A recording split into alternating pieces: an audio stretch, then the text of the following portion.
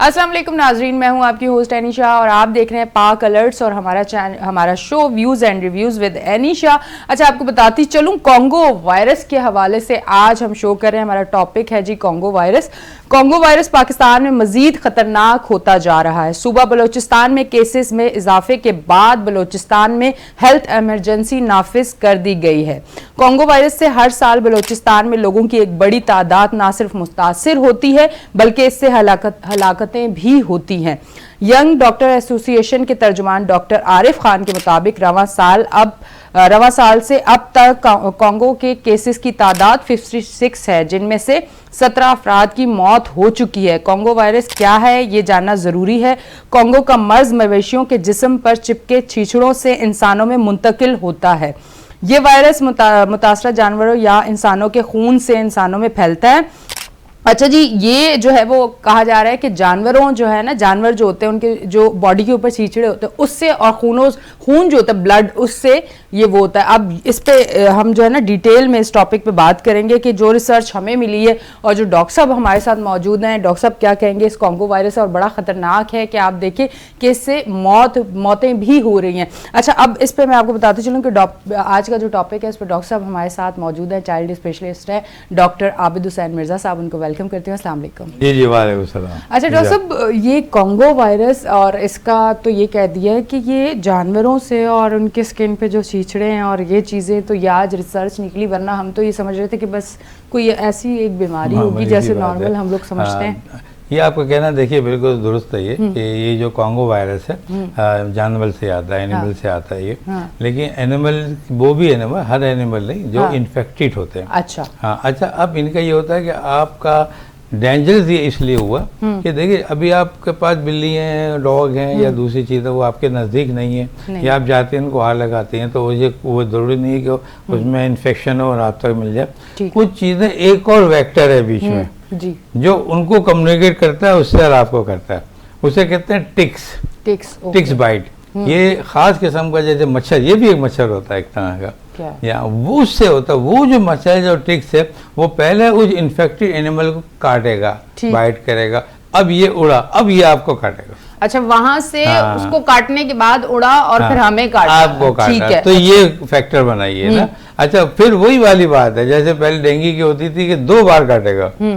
अच्छा, हाँ, एक दवा काट के गया फिर दोबारा उसका साइकिल फिर बनेगा, अभी कंप्लीट नहीं हुआ साइकिल उसका, साइकिल फिर वो आएगा फिर काटेगा आपको, मतलब उसी टाइम काटेगा या दूसरे तीसरे दिन बाद ढूंढ के काटेगा? भी आ सकता है, शाम को हो सकता है, उसी वक्त भी हो सकता है। मतलब ऐसा है, ऐसा है ये। तो असल में हम लोग को पूरी वाज़ेह कंसेप्ट तो होते नहीं है। हम कहते हैं जानवर है, अब लोग जानवर को समझे कि कौन से जानवर है। अगर वो कह दे कि भाई ये काव है और ये बकरियों को है ये साहब, तो आप बकरियां खाना बंद कर दें, गोश्त खाना गाँव बंद कर दें, तो ऐसा नहीं है ये। अच्छा। ये इन्फेक्टेड जानवर होते हैं। अच्छा, अब ये जानवर भी इन्फेक्शन इनको पास कहाँ से आया? इनके पास कहाँ से आया? ये एक मुल्क है कांगो।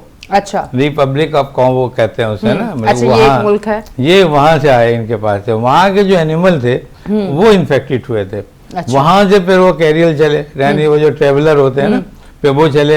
अब आपकी जो बॉडी, जो आपका जो एयरपोर्ट पे जो बंदा होगा वो इन्फेक्टेड होगा। यही वजह थी कि अभी जो बलूचिस्तान में और एक आधे केस कराची में जो हुआ, ये लोग सब बाहर से आए थे। पाकिस्तान के अंदर कुछ नहीं है ये।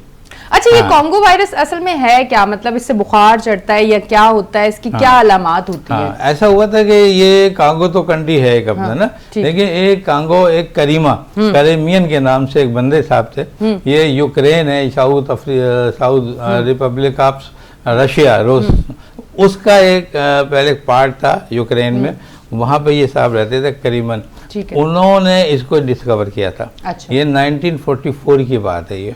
तो उन्होंने जब ये फिर किया तो देखा ये कि जो जिसको ये हो रहा है, जो जिसपे वो लेबोरेटरी कर रहे थे, तो उसको बुखार तेज हुआ, उसको फिट्स पड़े, उसको ब्लीडिंग हुई। अच्छा, मुंह से ब्लीडिंग। जब ब्लीडिंग मिली तो सडन डेथ हुई उससे। जब डेथ हुई तो उन्होंने कहा ये क्या हो गया इसको, तो फिर इन्होंने समझ कर लें कि ये जो करीबन एक ये समझ तो गए थे कि ये कांगो से आया हुआ, हमारे यहाँ का ये जारसम नहीं है। अच्छा। तो इसको इसीलिए करीबन यानी सी कांगो भी सी और सी करीबन कांगो हेमरेज फीवर, ये नाम हो गया इसका। अच्छा। हेमरेज भी किया था इसने, अच्छा। हेमरेज भी लगा दिया उन्होंने।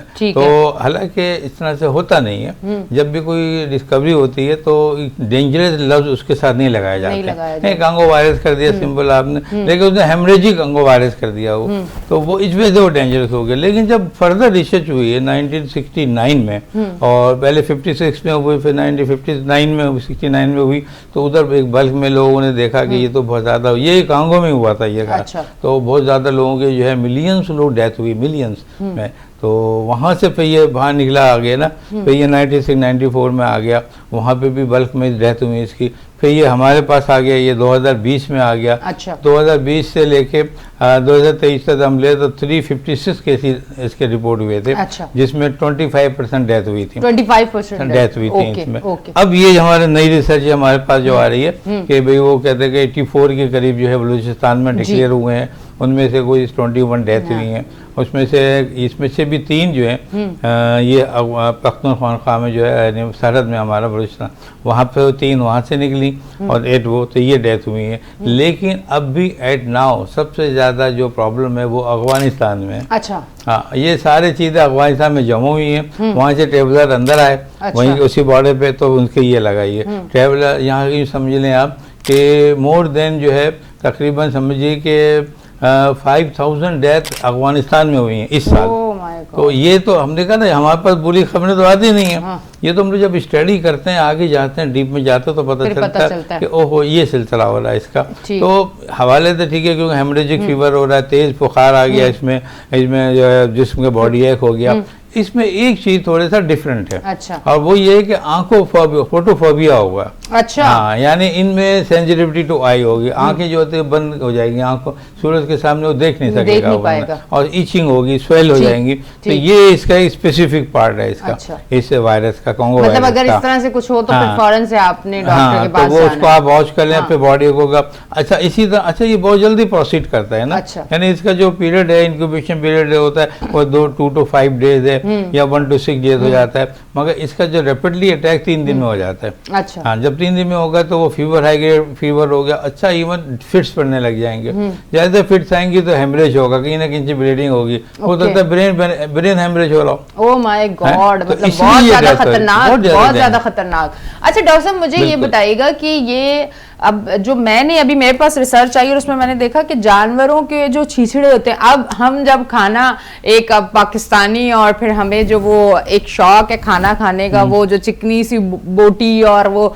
निहारी में और पुलाव में, तो उसके साथ ही अगर ये हो तो क्या पकने में वो वायरस, मैं अब ये इसलिए पूछ रही हूँ क्योंकि अब ये ज़हन में बस गई है ना बात, क्या पकने में ये वायरस खत्म हो जाएगा, या फिर हम अगर उसको खा रहे हैं तो ये अंदर जाएगा? क्योंकि कह रहे ब्लड से भी ये होता है और इन चीजों से भी होता है। ये जो मैंने कहा था ये हुआ, ये जो टिक बाइट्स मैंने कहा था, तो वो ब्लड को लिया था, और समटाइम वो ब्लड का टिश्यू इन्फेक्टिव हो जाते हैं ना, तो होता है। तो ये जो हो गया था, ये हुई काव होते, सबसे ज्यादा जो फैलता है ये गाय, बकरी, शीप, भेड़ें जो होती हैं, उनके साथ ही आगे आता है ये। तो अब आपका ये ज्यादा कहाँ पाया जाता है, ये सारे जानवर खाए जाते हैं यूजुअली ना, बकरी भी खाए जाते हैं। तो ये जहाँ मिज़बा खाने जो होते हैं, स्लॉटर हाउस जो होते हैं, वहाँ पे वो सबसे पहले ये इन्फेक्टेड एनिमल वहाँ आ गए।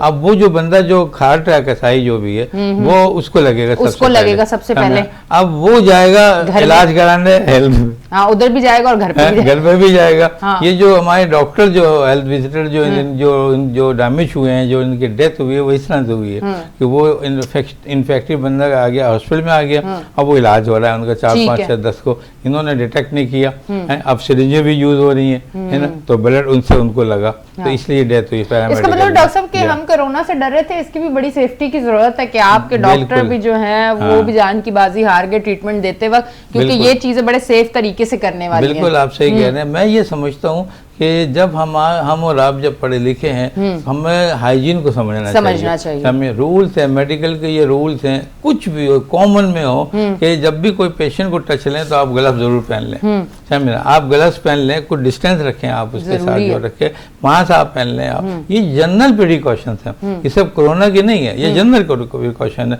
अब आप देखें कि अगर मिसबा खाना में कोई मौजूद है, पहले तो ये बात है कि वो जानवर आया कैसे, पहली तो बात ये है कि वो आया कैसे, है ना। पहले आपको भी वो जो वो स्टैंप लग के वो कैसे कटने के लिए गया, हेल्थ मिनिस्ट्री वो किधर है, बिल्कुल यही तो चीज है। तो पहले तो वो हेल्थ मिनिस्ट्री देखेगी, उसको ओके करेगी, फिर वो अंदर आएगा ना। अच्छा चले मिसिंग हो गई, अब आगे अब जो वो जो काट है मिसबा खाना जो है स्लॉटर हाउस में, आप ना तो वो कोई दस्ताने पहना हुआ है, ना उसके जो नाइफ्स हैं वो स्टेरलाइज हैं सही तरीके से। जब आपके नहीं होंगे तो बुलेट तो उसके हाथ में लगा। जब वो हाथ में लगा उसी से वो अपने स्टोव में लगा रहा है, उसी की अपनी चीज़ों को हाथ लगा रहा है, वहीं से दोस्त आगे के साथ हाथ लग गया उससे, तो बुलेट तो बड़े वाफिन मिकदार में इन्फेक्शन पे आ रहा है इनके पास। तो यहाँ से ही आगे निकला बिल्कुल से। अगर यहीं पर ही कट डाउन हो जाइए कि भाई ग्लव्स पहने हुए हों, वहीं पर वॉश आउट कर दें, स्टोव में वॉश आउट कर दें, किसी को टच नहीं करे, और जैसे ये बाहर आता है इसका टेस्ट हो जाए, तो मैं समझता हूँ कोई मसला ही नहीं है। अच्छा डॉक्टर साहब मुझे ये बताएं कि ये मैं थोड़ा सा अब ढके छुपे अल्फाजों में सवाल पूछूंगी, आप भी समझ जाएंगे और आगे तक भी एक जो चीज़ है वो पहुंच जाएगी कि मैरिड लाइफ अगर कोई जी रहे हैं और अगर इसी तरह उनको हो जाता है तो फिर उनका जो एक मैरिड लाइफ होती है उससे भी बीवी को लग सकता है, या बीवी को हो जाए तो शौहर को लग सकता है। थोड़ा सा मैं इसलिए कि फैमिली देख रही बिल्कुल ऐसे ही होता है। देखिए सिक्रीशन भी एक इम्पोर्टेंट फैक्टर है हमारे पास ना, यानी एक तो ब्लड हो गया ना जी, इसका सामने वोमिट होगी, वोमिटिंग जो कर रहा है, सिक्रीशन में आई साइड के जो आपके जो आंसू टेयर्स आते हैं उनमें भी इन्फेक्शन होता है। ओह अच्छा। तो लिहाजा जो बीवी की जो सीमेन एनालिसिस जब की जाती है तो उसमें भी पाया जाता है, तो ये आपको केयरफुल होना पड़ेगा, मतलब केयर करनी अगर आपको डायग्नोज हो जाए तो। अभी तक कुछ श्योर क्योंकि ज्यादा डेथ नहीं हुई अभी और बहुत ज़्यादा वाइड स्प्रेड यहाँ पे रिसर्च नहीं हुई है, तो अभी इस तरह से ये नहीं कर, लेकिन ये पता है कि सिक्रीशन जो होती हैं वही रेस्पिरेटरी फेलियर करती हैं, वही इसमें भी किडनी फेल हो जाता है, इसमें लीवर फेल हो जाता है, इसमें रेस्पिरेटरी फेलियर हो जाता है, इसमें न्यूरोलॉजिकल डेफिसिट हो जाता है। ये सब इसीलिए होता है कि रेस्पिरेटरी वो सिक्रीशन बॉडी में पहुंच जाती है। अच्छा। जब बॉडी बोलेगी जहाँ भी चले जाओ, उसकी किस्मत है कि वो फेफड़ों में चला गया तो वो तो वहाँ जाके डेथ होती है। इसलिए कि अभी इतनी जल्दी ये जो इम्यूनिटी डिक्रीज करती है आपकी बॉडी की कि आपकी बॉडी का डिफेंस मैकेनिज्म बिल्कुल ब्रेक डाउन कर देती है। पहले कोई ऐसी वैक्सीन नहीं है कि लगा लें इससे बचाव के लिए, बिल्कुल ये बात अच्छी बात है, लेकिन अनफॉर्चुनेटली ये कि इसके अभी तो कोई वैक्सीन नहीं आई है हमारे पास। तो अब जैसे हमारे कोरोना में केस होता था तो उसमें तो देखिए सिक्रेशन का और इसका तो बहुत ज़्यादा था ना, लेकिन अभी इसमें इतना ज़्यादा नहीं है, लेकिन हमें आगे ही हमने पेशगी आ गई है देनी हमारी ज़रूरी है, हमने पहले ही दे दी है। अगर कोई इस किस्म के डिटेक्ट होता है तो लाजिमत है इसको आइसोलेट करना, इसमें कुछ जैसे पहले क्वारंटाइन करते थे इसको भी क्वारंटाइन इसको भी करने पड़ेंगे आपको क्वारंटाइन, और फिर इसका जो भी होगा वो इलाज करने देखें।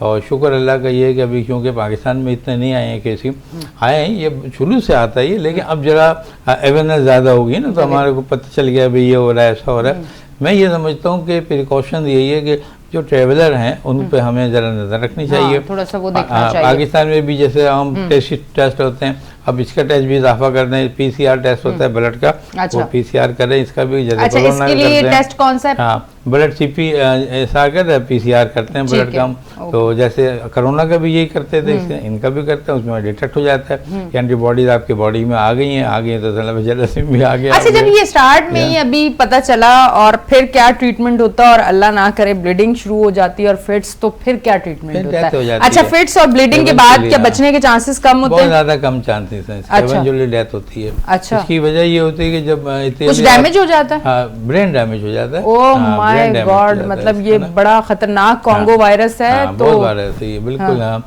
जैसे यूँ समझे कि अगर किडनी में चला गया फर्स्ट करें सिक्रीशन चलेगी तो किडनी फेल, तो उसमें यह है कि ये जरूर है कि सडन डेथ नहीं होगी, है ना, सडन डेथ से ब्रेन से होगी, शॉक में जाएगा मरीज, एकदम चला जाएगा ना। तो बहुत केयरफुल होने की ज़रूरत है, और ऐसे मरीज जो सेहतियाब होते हैं अगर इनिशियली अगर हम इनको देख लें, जैसे पेशेंट आया और डिटेक्ट कर लिए, फ़ौरन पता चल गया, तो इसकी सपोर्टिव थेरेपी होती है। अच्छा। कोई बाकायदा इसका कोई इलाज नहीं है। अच्छा बाकायदा कोई ट्रीटमेंट नहीं है इसका? ट्रीटमेंट नहीं है इसका, लेकिन अभी कुछ बिल्कुल नई लेटेस्ट न्यूज़ जो है करना जो है वो ये कि एंटी वायरल ड्रग्स आते हैं, रेफेमिसिन और कुछ ऐसी टाइप के राइबाजोल वगैरह, तो वो कुछ दिए गए हैं ना, तो थोड़ा बहुत उसका असर हुआ है उनका। बाकी जो डॉक्टर साहब ये इतना पुराना वायरस है तो फिर इस पे अभी तक कोई वैक्सीन, कोई ट्रीटमेंट और कोई चीज क्यों नहीं आई है जो जानलेवा भी है? असल में ये अफ्रीकन कंट्रीज हैं, इनमें रिसर्च होती भी और नहीं भी होती है। ये ज्यादातर हमारे यहाँ रिसर्च जो होती है ये हमारे रशियन में है, चाइनीज में है, यूके में, यहाँ होती है ये। और ये भी रिसर्च इसलिए हुई कि ये चूंकि साउथ यूनियन का पार्ट जो था यूक्रेन में हुआ था, डेटा डिक्लेयर किया था, तो ये रिसर्च का सिलसिला वहां से चल गया ये, तो ये डिटेक्ट करके आ गया हमारे पास, वरना हमें पता नहीं चलता। बहुत से वायरस भी है ना हमारे पास जिन पर कोई रिसर्च नहीं हुई है और वो डेंजरस है अभी। डॉक्टर साहब नीपा वायरस है क्या? हाँ, नीपा तो मुझे कराची की एक जगह याद आ गई। नीपा बिल्कुल ऐसे ही है, जैसे हम कहते हैं कि नीपा चौरंगी, नीपा चौरंगी बिल्कुल, तो इसी तरह नीपा एक प्लेस है, जगह है, ये भी एक जगह है जो मलेशिया में पाई जाती है। अच्छा, ठीक है। तो मलेशिया में जब ये हुई जगह थी तो वहाँ हुआ ये था कि वो लोग जो वहाँ के लोग जो काम कर रहे थे वहाँ पे उन्होंने देखा कि अचानक जो है बुखार आ गया लोगों को, तेज़ बुखार और फिट्स पड़ने लग गए, और उसमें साथ जो है वो राइगर्स हो गए है ना, और गिरे और बेहोश हो गए और फिर डेथ हो गई। ठीक, ये उन्होंने सोचा वहाँ पर एक रिसर्च लेबॉर्ट्री थी और वहाँ पर नीपा ही के नाम से उन्होंने उसे, क्योंकि सिटी वही था, हाँ, तो वहाँ के नाम से उन्होंने उसको नीपा वायरस के नाम से दे दिया कि ये कोई वायरस है, तो अभी तो डिटेक्ट नहीं हुआ पूरी तरह, तो ये नीपा कर दो इसे। हाँ, जब भी कोई बाकायदा वायरस डिटेक्ट नहीं होता है तो हम लोग उस जगह का ये नाम उस बंदे के नाम से मंसूब कर देते हैं। ठीक है। और जब वो चीज़ डिटेक्ट हो जाती है, स्पेसिफिक हो जाती है वो चीज़ जो होती है, तो ये इस तरह से हुआ ये था कि ये फार्म आगे जो होते हैं, फार्म हाउस जो आगे,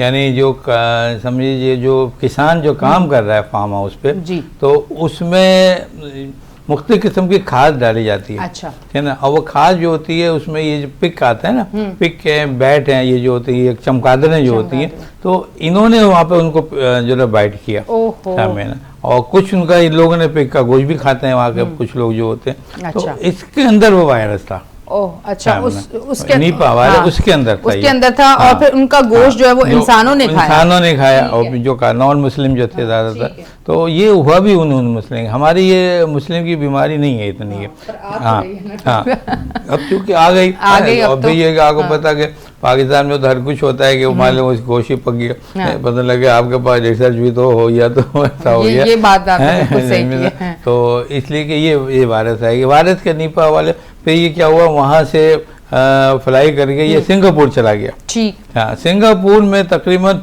300 के करीब जो हैं लोग डाई किया, यानी डेड हुई लोगों की।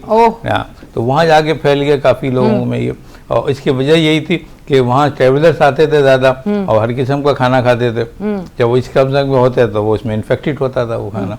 तो जाली में समझता हूँ सब हेल्थ मिनिस्ट्री का काम है वैसे तो ये, तो उनके हो गई है, तो वहाँ पर ये जो है वो बुखार ये वो सब चीज़ें हो गई हैं। तो लेकिन अल्लाह का शुक्र ये है कि आज तक अभी तक की जो नई रिसर्च है, लेटेस्ट है, पाकिस्तान में अभी इसका कोई वायरस डिटेक्ट नहीं हुआ है। अच्छा, पाकिस्तान में नहीं, कोई वायरस इसका पाकिस्तान में डिटेक्ट नहीं हुआ है। इसका जो है समझे कि कुछ केसेस जो हैं आपके इंडिया में हुए हैं, इसके इंडिया में हुए हैं। या इंडिया में हुए हैं, उत्तर प्रदेश है एक जगह इंडिया की, उसमें काफ़ी डेथ हुई है इसमें इसकी। तकरीबन अभी मैं पिछले दिनों स्टडी कर रहा था तो अबाउट 5000 डेथ हुई है, जिसमें औरतें बच्चे भी हैं, औरतें बच्चे भी शामिल हैं जिसके अंदर स्कूल गोइंग बच्चे हैं उसमें, उनपे हुई है ये। तो ये भी शुक्र ये कीजिए कि अभी तक पाकिस्तान में ये नहीं आया, ये सब अल्लाह का करम ही है और तो कुछ नहीं, आने वाले तो लोग लेके आ जाएंगे यहाँ पाकिस्तान में। मतलब प्रोटेक्शन तो कोई ऐसी खास है नहीं, मतलब ये अल्लाह हमारी है नहीं, ये अल्लाह का ही शुक्र है। तो लेकिन ये कि शुक्र है पहले से हमारे पास मालूमात बहुत ज़्यादा है और इंशाल्लाह आएगा भी तो अल्लाह बेहतर करेगा। डॉक्टर साहब, ये नीपा जो वायरस है, नीपा मुझे बार बार ज़हन में कहीं और जा रहा है, नीपा वायरस जो है ये कितना खतरनाक है? अगर ये अल्लाह ना करे आ जाता पाकिस्तान में तो फिर ये कितना खतरनाक? ये भी बिल्कुल उसी तरह का सिक्रीशन जो होती हैं वही इस पे स्प्रेड करती हैं और टच सिस्टम जो है वही उसी में होता है। लेकिन इसके अंदर अभी तक ऐसा कोई टिक्स हैं या ये इन्वॉल्व नहीं है इसके अंदर, वो डायरेक्ट कॉन्टेक्ट्स के है, डायरेक्ट बॉडी कॉन्टेक्ट हुई या आपके कॉन्टेक्ट में आएगा तो इन पर वायरस स्प्रेड करेगा। तो डेंजरस इस हवाले से है क्योंकि मोर्टेलिटी रेट है इनका, जहाँ पर जो वाक़या हुआ था वहाँ पर इसका तकरीबन मैं समझता हूँ कि 10 to 40% जो है ये उनका डेथ रेट है वहाँ पर। अच्छा। निपा के हवाले से। बाकी ये भी कोई बहुत ज़्यादा नहीं है, जैसे आप 70% कर लें या 80% कर लें, लेकिन डेथ रेट तो है ही है, तो हमें इस पर केयरफुल तो होना पड़ेगा। और हुकूमत को चाहिए कि पहले से ही हमारे जो है वो जो एयरपोर्ट्स हैं और जहाँ जो एंट्रेंस और एग्जिस्ट पॉइंट है उनको वो कैरी आउट करे, देखे। और जो भी नए लोग आ रहे हैं उनको भी थोड़ा सा, जैसे सिलसिला था पहले कुछ क्वारंटाइन करते थे कुछ लोगों को, अब इतना तो नहीं, लेकिन जितने भी लोग बाहर से आते हैं मैं ये समझता हूँ कि उनके सबको स्पेसिमेन लेने चाहिए, क्योंकि अब ब्लड सैंपल लेने चाहिए सबके। बिल्कुल, फिर जाके बिल्कुल ये जाके ना बहुत अहम चीज़ है ये। और अब और भी देखिए ना मुल्क में बहुत से वायरस, अब नई नई चीज़ें आएंगी ना अब तो, है ना, क्योंकि ये जो जिस तरीके से आपने देखा कि ये अभी जंग हुई है, अब ये देखिएगा ये फ़लस्तीन की जंग है इसराइल की, आप ये देख लें, मेरी बात नोट कर लें, इसमें बहुत से नए वायरस सामने आएंगे हमारे। अच्छा। नई नई बीमारियां सामने आएंगी हमारी सामने, तो हमें तैयार रहना, मतलब वो जो सारी बातें ओवरऑल जो है वो हाइजीन है, सफाई है। जब आप एक सफाई नहीं रखेंगे तो वो वायरस वहाँ डेवलप होता है। क्या वायरस कुछ ऐसे भी होते हैं माइक्रोस्कोपिक जो गंदगी में पैदा हो जाते हैं, हाँ, उनके लिए कोई ख़ास वेक्टर नहीं होता। अच्छा। वो जैसे हुए फिर हर जगह मक्खी मच्छर हर जगह पाए जाते हैं, फिर उनके थ्रू ये सारे भेजते हैं ना। बाद एयरबोर्न इन्फेक्शन होते हैं, यानी हवा के ज़रिए, जैसे कोरोना थे तो उनके ज़रिए हवा के ज़रिए पे स्प्रेड आउट हो जाते हैं सारे। अच्छा, यही लोग जो होते हैं मुख्तलिफ जगहों पर जाके ज़ख्मी हो गए, कोई मिस्र में चला गया, कोई और होता है, एक आध कोई पाकिस्तान भी आ गया ज़ख्मी, वो आपने इलाज के लिए पता वो इन्फेक्शन लेके आ गया, तो बहुत केयरफुल होने की ज़रूरत है। फ़लस्तीन का तो मैं कहती हूँ कि आप जब देखते हैं, आप यकीन करें, मैं सोशल मीडिया पे रात के टाइम भी कोई वीडियो देख लूँ तो मैं उस दिन भी कोई 3 बजे की बात है कि मैं 3 बजे रात को बस वो ऐसे स्क्रॉल कर रही थी, एक वीडियो आ गई जिसमें एक बच्चा, मैं कैसे बताऊं, मतलब मेरी हार्ट बीट फास्ट हो रही कि वो बच्चा ऐसे बहुत सारे कफन में मतलब बॉडी थी और वो उसमें टॉपिक से हट रही, पर अब वो रहा नहीं जा रहा और मैं काफ़ी दिनों से इस पे बात ही नहीं कर रही थी क्योंकि मुझे पता था कि फिर कंट्रोल रखना मुश्किल हो जाएगा। और मैं उस बच्चे को जब देख रही थी कि वो बच्चा बॉडी, सबकी बॉडी रखी हुई थी और वो देख रहा था कि उसके माँ बाप कौन है, तो आप यकीन करें उस टाइम जो तकलीफ थी ना, बहुत ज़्यादा। मुझे लगता है कि बस अब शो को यही रोक देते हैं यकीनन। मैं थैंक यू, शुक्रिया बहुत बहुत, अल्लाह हाफिज़।